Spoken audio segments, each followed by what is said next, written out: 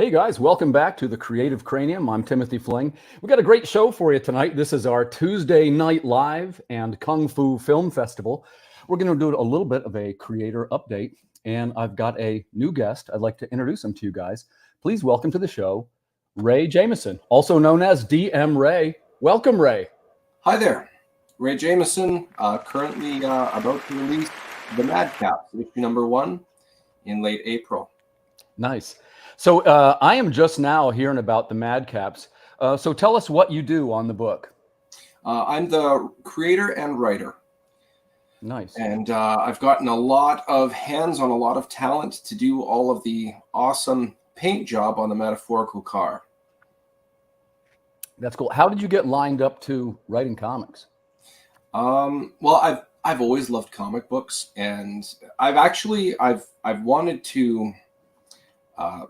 wanted to make my own comic for the longest time. Life gets in the way, as they say. I've got a wife, 3 kids. I have a job. I've got to make sure I've got a roof over our heads, as they say. Not too long ago, I was kicking around the idea of a board game, but I wanted it to look like a comic book. So I found a local artist, and I saw his credentials and actually asked if he'd be interested in doing some interiors for me. And it just kind of grew from there. I found a colorist, a letterer. I found some awesome cover artists, and it just took on this awesome piece of momentum. I'm really excited about this. That cover there, that's the cover of issue 1, the main cover, I should say. That's done by Jimbo Salgado, and it's colored by Dan Kemp, who is Dan has colored over 100 issues of Spawn. It's funny how small of a world it is. All I had to do was ask, and you get a no or a yes, and I got a lot of yeses. I was pleasantly surprised at the amount of support I got for this project. Yeah, Ray, I got to say, so this is your first book? Yes, first one I've ever written. Okay, you got a top-notch team right out of the gate here. I'm actually familiar with both of these two already. So how did you choose your teammates? Social media. People would post their skills in pictures, and I think that would look good as a cover. That skill, I think, would look good with my characters drawn by that skill. And eventually I ran into Dan Kemp, and I saw his credentials, and yeah, you know what? I remember reading that comic. I remember seeing that comic, and he's the guy. Wow, that's crazy. Well, I've got to get him, and to my surprise, he also said yes, and it just kept going from there. I just kept on asking people. It's pretty wild. Yeah, this is, I got to say, on this piece in particular, your colorist nailed it. That's Dan Kemp, you said, right? Yes. Yeah. Yeah, nice contrast with the light and dark. He definitely knows what he's doing, and he's definitely very experienced in his realm. Outstanding. And so you said the release date is, what is it? Late April. April. And how are we releasing this, Ray? Are you going to a publisher? Is it going to be crowdfunded? Kickstarter. Nice. Okay. We're going, pre-launch is up right now. You can look it up on the Madcaps, issue number 1. It'll show up. The thumbnail is the logo with a black background. It looks pretty slick. Okay. Wonderful, wonderful. And so tell you what, let me get this figured out for us, because I want to ask you some things about your publisher. So this is the Madcaps issue 1. That's Filbo Publishing. Yes. How did you get lined up with these characters?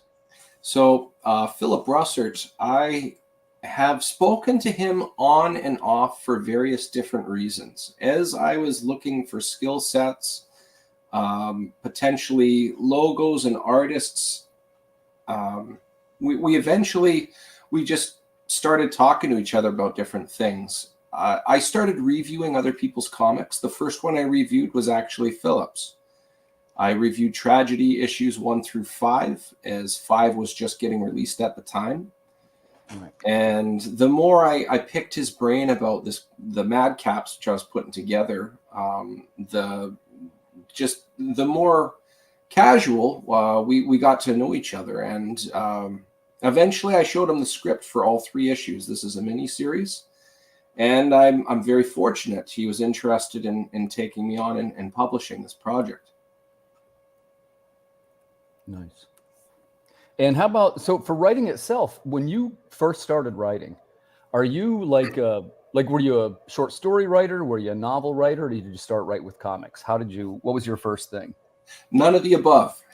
So it's actually interesting. This comic book is based off of the first homebrew tabletop RPG campaign I've ever run as a dungeon master for Dungeons and Dragons.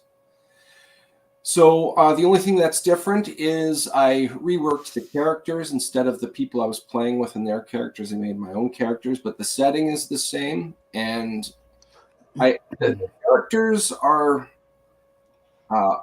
they have such a good relationship when you put them in a scenario with outside dynamics. In a lot of ways, it was able to write itself. I was very happy with how it turned out. Okay. You know, Ray, I got to say, you're off to a pretty good start. That's 85 followers for the Madcaps. So viewers, if you're watching this, please go over right now and give it a follow. This is coming from Filbo Publishing, so you know the book's going to come out. There's almost no risk with one of his projects, and they're known for being high-quality published projects. In fact, I'd like to ask a question or two about your publisher. We'll try and get that right from the horse's mouth, as it were. Please welcome to the show, Mr. Phil Russert. Phil, how you doing, buddy? Welcome to the show. I'm usually called a horse's ass, but I'll take it. How are you? Thanks for coming aboard. It's great to see you again. We've been talking a little bit tonight with Ray Jameson and the Madcaps. So you're going to be publishing this over at Filbo Publishing, yes? Yes, absolutely. So let me ask you this question then. So what's the grand plan? Because I know you always have like a next step for this. Are you going to another publisher? What's up the street here for the Madcaps? Well, I mean, we'll do the crowdfund, start the base, and once you get the base and you show that it's a quality book, which it is, that's the tough thing, right? When you're writing and doing stories is it's not like art where you just see it and you say, I love it, it's great, I know it's quality. You have to actually purchase the book and read it and delve into the story to know that it's worth it. So, we do the Kickstarter. We'll start getting our fan base. As you see, is 85 signups, which is pretty good for a first. That's good for a first book, man. That's great. Yeah. I'm excited. Yeah. And we look to get the series out, and I have distribution things going on. And by the time the 3 campaigns have done, we funded the book, we've gotten it out, we've gotten a core base. We can go from there based on where Filbo's standings are. I just want to say Ray is very passionate about this, but he's not foolishly passionate, and that's why I work with him, because you have to be able to separate the fanboy from the business, right. And he can. He's a fanboy at heart. He really loves and is passionate about the content, the story, the genre. But he's also, as you can see, he put together a great creative team because he wants a professionally looking book. Right. Yeah, for sure, man. And it was just to circle back around to that, Ray, that was Jimbo Salgado on the cover. Is that who we're seeing on the interiors also, or is this another artist? This is Evan Quiring. Evan. Okay, sure. His best stuff, or his most noted stuff, I should say, is Murder City Devil and Lucha Mysteries. Yep. He's also a fellow Winnipegger like myself. Gotcha. Yeah, it looks great, man. So let me ask you this question. So Ray, this is going to be your first Kickstarter then as well? I've had experience with Kickstarters in the past, nothing comic book related. What could you expand on that a little bit? When you say you have experience, you worked on a campaign, you released cards. What do you? I've collaborated before, so I have a little bit of experience, and it'll just be fun to collaborate again. Okay, great. And I was mentioning earlier, it's kind of I'd say that's a pretty good following, 85 already for your first book. And what is your strategy to develop followers to your project?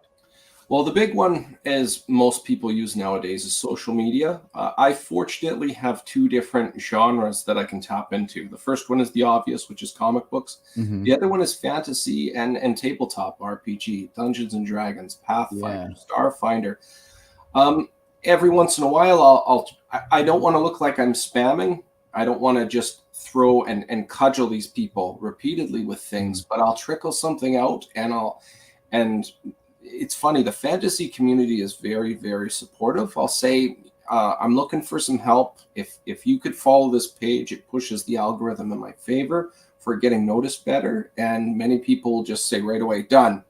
Not even, they didn't even tell me if they're interested in it. They just wanted to support me, which is really, really awesome. Nice. And then on the flip side, you show off the art and they're pretty much drooling over it, which I'm definitely flattered. Even though I didn't do it, it's very awesome to see this project getting the good attention that it's getting. Well, and you have a team you can be proud of there. I think that for the Kickstarter, do you have some time to tell us what kind of rewards you're going to have? Like what kind of features are we going to see on the Kickstarter? Well, we've got a couple different things. We have some variant covers. So I have 4 different artists that have made 4 different variant covers, one of each character. We also have a nice, lovely pinup by Sean Langley, also colored by Dan Kemp. Yeah. I love your art team, man. I know all these people. This is, I'll keep an eye out for this project. Right on. I appreciate that. And also on the flip, or actually, we also have laser engraved of that Jimbo Salgado cover on wood. So it's stainable if you want to stain it, but it definitely looks the part. Also on the fantasy side, on the RPG side, I have a miniature made of every character. And also a 20-sided dice themed after the Madcaps logo, which is paintable. In other words, it doesn't have any ink on it. It's this translucent blue. It almost looks ethereal. Yeah. You could add whatever paint you want and customize it to your own, which is pretty exciting. There's others, but those are the big highlights. There's also we've got some different stretch goals, including a map and some individual bios and concept sketches of the characters. It's been just over 2 years of working on this project, and it's really cool to see it actually a thing as opposed to just talking about it. I'm sure you have friends and everybody's done this themselves. I would really like to do this one day, or I wish I did this back way when, and here I am actually following through, and it's a thing. It's very gratifying. It's a great experience. Awesome. And I got to say, this sounds really neat. Do you by any chance know a fellow by the name of Chris Saloff? He's the writer of Crit. Yes. You know what? It's funny. You just gave me a good segue. Tomorrow we're filming it, but I'm not going to release it yet. Chris, Chance Edgarly, myself as the DM. Also, we have one of my cover artists, Jenna Stark, and I have 2 professional D&D players. They're voice actors from California. We're going to be playing a D&D game. It's going to be a prequel to this comic book. And basically what I want to do is after I'm done editing it, I want to release it early April. And in a nutshell, I'm saying, if you don't know if you want to invest into this story, here's a little bit of a taste of in that world, what's going on. But yes, Chris will be with me tomorrow when I'm filming. That's cool. Yeah, I was gonna say you guys should try and team up somehow. He's a heck of a nice guy, and he's kind of in that field or adjacent, I guess. Yes, I met him through Cody Johnson, who he just he's the interviewer guy, sure. He suggested Chris to me, so it was really cool to link up with him, like you're saying. Nice. So let's jump over to Phil. So I guess Phil, you're going to be printing these books too. Are they printed local, printed in China? How are you doing it? No, they'll be printed local. And like every other campaign, fulfillment, the books are done. And so it's just once we collect the funds, they go straight to print. Oh, are the books? I know you do yours ahead of time. The first book is done, I should say. Yeah. Okay. Yeah, we understand you're pledging your money, and you shouldn't have to wait 3, 4, 5 months if you don't have to. So we tried our best to have the book ready, which it is. The files are actually we're just done, and it's just collect the money, send it to the printer, get all the stretch goals and everything made, and I will be shipping. And as you all know, my fulfillments are very quick and relatively hassle-free, at least on my side. So. Sometimes it's unforeseen things, but you can rest assured you will get your money's worth, and you will be treated with the respect and appreciation that we have for our supporters and backers, etc. I got my package from Phil, trade paperback of the first story arc of Tragedy, and it was sitting in the blowing snow outside. It's completely protected by the elements, and it's beautiful product I got, unscathed by the elements. Yeah, that's funny. We talk about a lot of different topics on the show, and I was going to do this tonight, but I also, rather than that, I kind of want to talk to Ray and learn about who he was and what he was doing, because we hadn't met yet. But I also want to talk about improving the print quality of our products. And I know that's something that Phil believes in. And by which I mean, things like higher paper quality, thicker cover stock. I'm a fan of the chrome enhanced logos. I know Phil does them too. Also, you do sketch covers too. Yeah, Phil? I do sketch covers, yes. Yeah. So do you have off the top of your head, what are some things for collectors that might be available on the Madcaps campaign that'd be kind of special? Well, like he said, like the laser engraved on the wood, I don't see people doing that. Stretch goals, there's going to be a map, like the Tolkien kind of type of map of the land. If you're an RPG or if you're a tabletop gamer and you like comics, and they often cross over, this is going to be like a marriage made in heaven for you, because and with the minis and the dice, with the D20, there's more interactive things coming with it too. But as far as the book itself,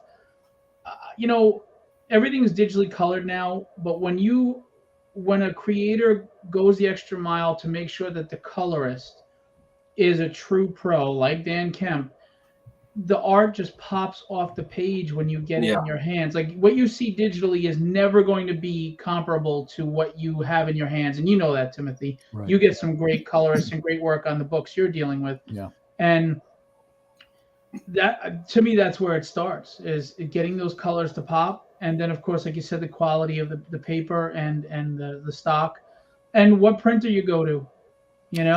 Sometimes I was going to say, do you want to disclose? I'm typically a Comics Wellspring user. Yes. I know right now they're having their move, but I'm got my biggest order of my life getting ready to go in tomorrow. It's like tomorrow or the next day, but yeah, I got a book. Yeah, I will say it's been rough with their move, but they are a solid company. I mean, not only their price is the lowest in North America, in the United States, in my opinion, their communication, they've gone above and beyond for me with print file issues. There's a guy named Brian that works there. It's fantastic. So I can't recommend highly enough. Yeah, I'll give a quick shout out to Pam. They take care of me over there too. And Pam's great too. That's really the secret. And I kind of get this from Ray too, once again, proving the point that especially for publishers or creators or writers, what do they say? 70% of it is being a likable person and being able to form a relationship with that person. In Phil's case, I would say all the right people hate Phil. Hey, I heard once that any publicity is good publicity. Yeah, I can't speak. Well, so let me ask you this, Ray. So you got the Kickstarter coming up, and I'm positive that this thing is going to fund. It looks like a terrific project. Thank you. So what is the next step? Like, do you have a second? What's in that next tank of gas after Madcaps, the book?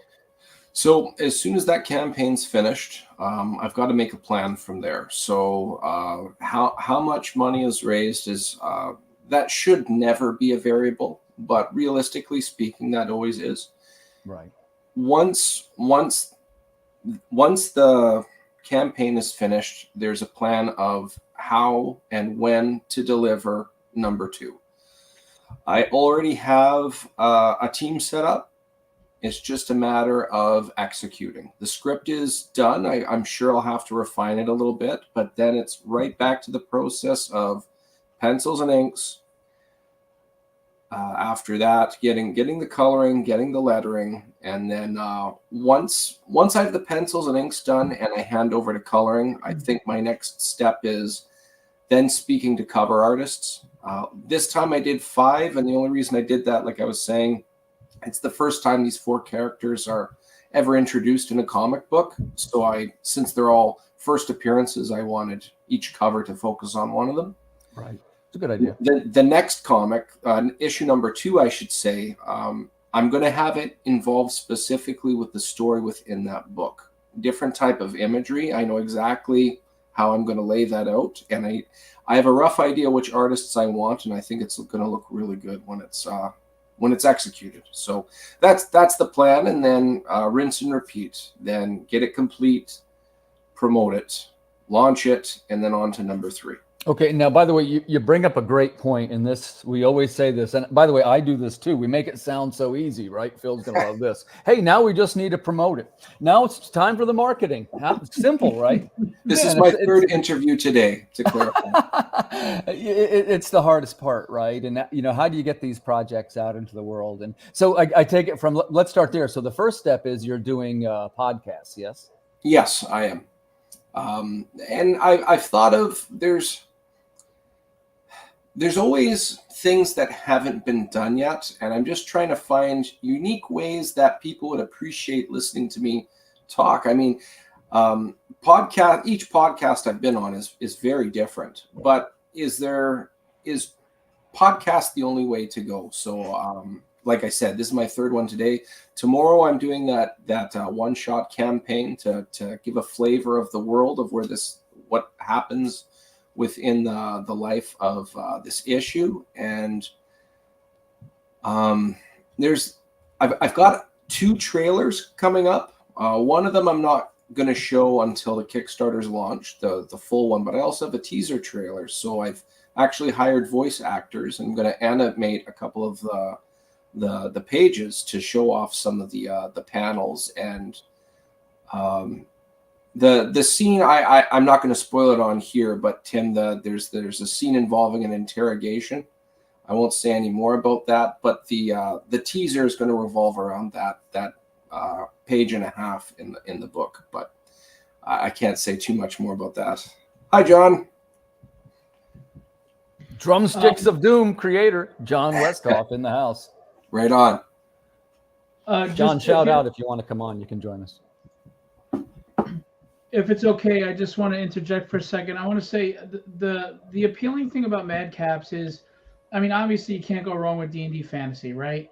But what Ray has crafted is not a typical D&D fantasy where it's like, all right, it's not regurgitating anything. It's not derivative of prior stories. It uses all the great elements of Dungeons and Dragons and fantasy while creating a new story in its own right. And we all love Lethal Weapon and all these like buddy cop movies and Tango and Cash or whatever. Well, this is 4 friends that reunite and get involved in a story that we can't give too much away, but in a fantasy world. But you look at the different personalities, you look how they interact, and book 1 is a great introduction to this camaraderie and what they face. So I just thought when I read it, and he submitted and I read it, I just thought, all right, you already sold me on the fantasy aspect. It's just a matter of, it's kind of like when you go up to a pretty girl in a bar, right? If you've got 10 seconds to ruin it, it's not 10 seconds to get her, it's 10 seconds to ruin it. So I looked at it, and it was great. I just felt it was original. It was different. It wasn't anything that was just regurgitating, So I really encourage you, if you feel that comics are a little stale right now, or they haven't given you anything new, we know that we're selling trust here.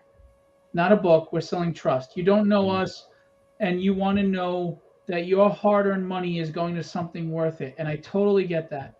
We promise you it is. You're going to enjoy the stories at Filbo right now, Madcaps coming up. And we really feel strongly that you're gonna have books that you can look forward to reading. Nice. Yeah, that looks like a quality product. Bless you. And I'll tell you, not for nothing, I'm a fan of both the laser engraved is one of my favorites. That's something we do over here, and I'm a map nerd big time. Right. So as soon as you started talking about maps, I was interested right away. And I guess so. This is pretty firmly in the fantasy genre, then, yes? Definitely. Okay. Definitely. The one thing, like Phil was saying, it's when you have to give an elevator pitch. If I say something like fantasy, people are thinking knight, slay dragon, save princess. Right. Or if you're saying comic books, okay, well, if it's involving superheroes, then it's not Marvel, I'm not interested. Or the opposite. I've it's been done. I'm not interested, which is an unfair judgment. But in this case, I tried to do a real scaled down, focus down. This isn't about the end of the realm. There's no like top realm devouring god or dark lord that's going to be destroying everything. Like, I mean, that's been done and it's been done very well. I wanted to focus on these 4 people. There happens to be a problem going on at the same time. And basically, and I've said this in one of the interviews earlier today, everybody here has a circle of friends that they don't get to see too much anymore. And when you get to see them, it's awesome. It's a fraction of how things used to be, but it's still great and you're refreshed afterwards. And these 4 people, when you're around them, you're more likely to be like your inner child. And so my thought process was, if you have 4 people subjected to that dynamic and there's a problem, how would these people acting like their inner child act? So I wanted to be a police officer when I grow up. And if you're in a serious problem and your friends are around you, you're more likely to be like that thing you wanted to be. And that in a nutshell is what you get for this first issue.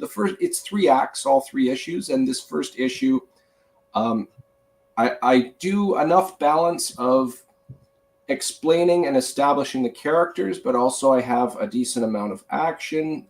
There's some high action and low action discussion. I think it has a very good balance for 22 pages. Yeah, good pace to the story. Absolutely. I mean, the exposition is just what it needs to be. It's not overbearing and boring and slogging down the pace of the story at all. Cool. Well, let's just show this one more time here. Getting a little bit close to the end of our time, folks, but just one more time, if you'd like to jump over to Kickstarter and give a follow to the Madcaps, that's issue 1, a medieval fantasy miniseries about the reunion of 4 friends interrupted by a local drug problem. This sounds terrific. So this was, what was the date again, right? April 30th, I believe, is that Tuesday? Mm-hmm. Gotcha. April 30th, yes. Are you going to do any kind of launch party or live stream or anything? Or if you would like to, yes. I'll help you. Yeah, awesome. That's really cool. I know Phil's got set up, but definitely the more the merrier. Yeah, I could get behind this one, guys. This looks terrific. I really appreciate that. No, that's awesome. I've been hearing from the people that have been able to get a review of this copy. I've been getting a lot of. Sometimes you get like Mr. Rogers level. It's almost condescending, like it was great. I haven't had that at all. It's been like legitimate, positive. Like this is, like you said, this is something I can get behind. Yeah, something a little different too. It'll be interesting to see how this does in the Kickstarter marketplace. I'm excited. Yeah, it's like a carnival. It's just as scary as it is exciting. Yeah. My sense is you'll be fine. Right on. Thank you. Yeah. So other than that, we're just about to our half-hour time. So before we jump out of the room, if we'd like to just say one more time where we can find you and where we can find your work, we'll start with Ray Jameson, also known as DM Ray. Where can we find you, Ray? You can find me on Facebook as DM Ray. On Instagram and Twitter, you can find me at Raymond the DM. DM Ray was taken, unfortunately. You can find my Madcaps page on Facebook as well. And everything else is through Phil Russert and Philbo Publishing. Very nice. Very nice. Phil, you get the last word. Where can we find Philbo Publishing? Oh, wow. You know, in over 10 years of marriage, I never got the last word. So on Facebook, you can go to Philbo Publishing, has a page. Instagram also has a page. But to be honest with you, because of the Facebook algorithm and how it buries business pages, the best way to engage with me, get information, etc., is go to Phil Russert on Instagram and Philip Russert on Facebook. We post regularly. We post often. I post many topics, tons of topics, and but we will show you a lot of the goodies we have going on. I mean, we have a lot of great stuff coming from Philbo. we have a campaign running right now with Night issue 5. We have a campaign for the Tragedy Sequential Art Edition next month, and then it's Madcaps, and Madcaps is going to come out, and it's going to do really well. I really believe it because it deserves to. It should. I'm excited. Excellent, excellent. Well, guys, I wish you the best of luck with this project. To the viewers for tuning in, thanks for coming to Tuesday Night Live. That's the creator update. We'll see the rest of you guys on Friday night. Good night, everybody. Thanks for having us.